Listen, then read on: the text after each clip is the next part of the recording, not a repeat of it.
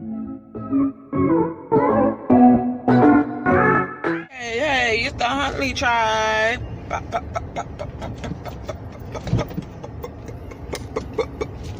So, I just came on here today to I just wanted to talk a little bit about humble beginnings. A lot of people despise humble beginnings, but me, I just want to say that I'm grateful for my humble beginnings because I would not be where I am today. Started out, I'm just going to give you a little background from my marriage, from up until now. Starting out, in my background, from when we got married, we were basically homeless. We were living with my mother-in-law. We didn't have our own place yet.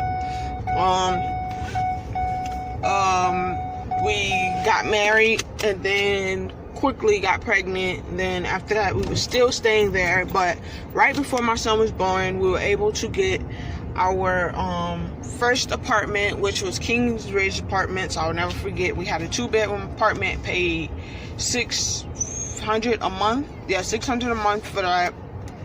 And then it just started getting too much for my husband because we had other bills and he was the only one working but first I was working at first and we were able to do it. And then after that,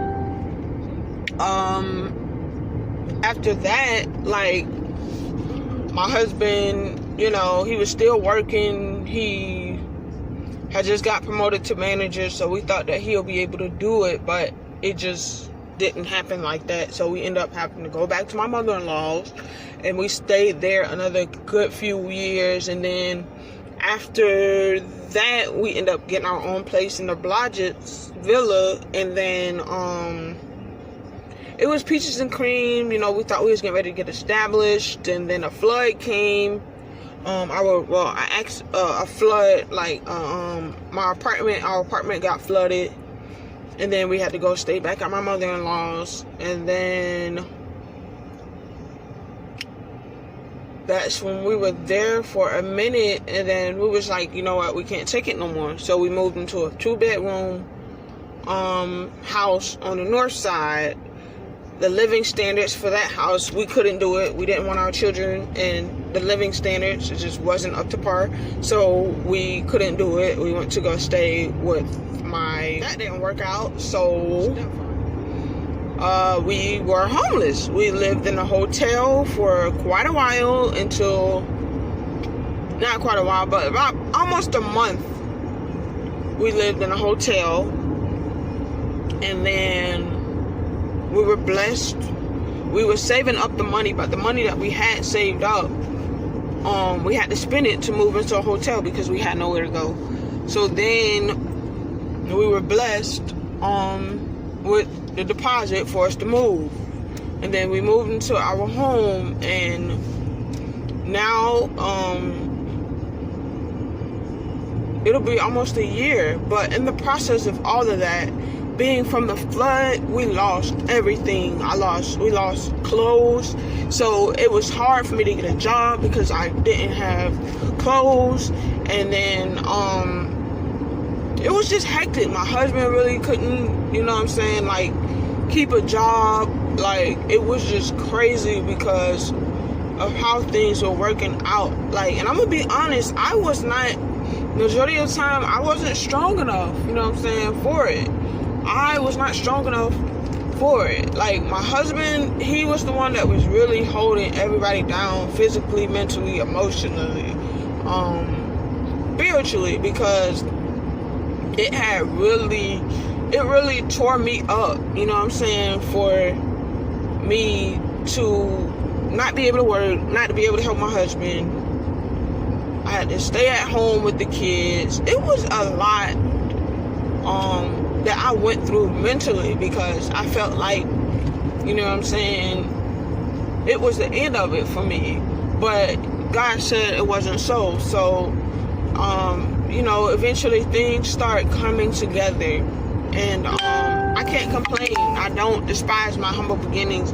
I'm actually glad that God put us through the things that we went through, because had we not went through those things, we wouldn't be where we are today. So that's why I don't despise humble beginnings. I even looked at people differently, being that I was going through what I was going through. At first I would be like, now, why she look like that? Why he look like that? Now I don't even do that. The first thing that comes to my mind is, well, he or she might not have this. They don't have this. They don't have that. They might not be able to do this. They might not be able to do that. You cannot judge a book by its cover because you don't know what's inside of those pages. My God, yes. You cannot judge a book by its covers because you do not know what's inside the pages. So I say that to say this: do not despise humble beginnings. And if you see someone looking some kind of way, always think why. Don't get to go to judging them. You know what I'm saying? Don't get to judging them, because you don't know what it is that they're going through, what's on their mind, what they face behind closed doors. My God, I thank God, because you don't know if they're on the edge of committing suicide. And then I want to say this: you think that you're on the edge of breaking, you know what I'm saying, on a breaking, mentally breaking, but baby, let me tell you something. A breakthrough is coming while you feel like breaking. Oh my God, I feel like preaching, but I'm not going to preach. You might feel like you are getting ready to break, but your breakthrough is coming in a minute. So I just want to say, stay encouraged, continue to fight, continue to go, because at the end of that storm is coming, the sunshine is coming. And I can tell you, because I am a witness, at the end of that storm, your sunshine is coming. I promise you. Hold on, keep on fighting, keep on trusting and believing in God, because He will make a way out of no way. He will do things that no one can do. So stay encouraged, be blessed. It's the Huntley Tribe. La, la, la, la.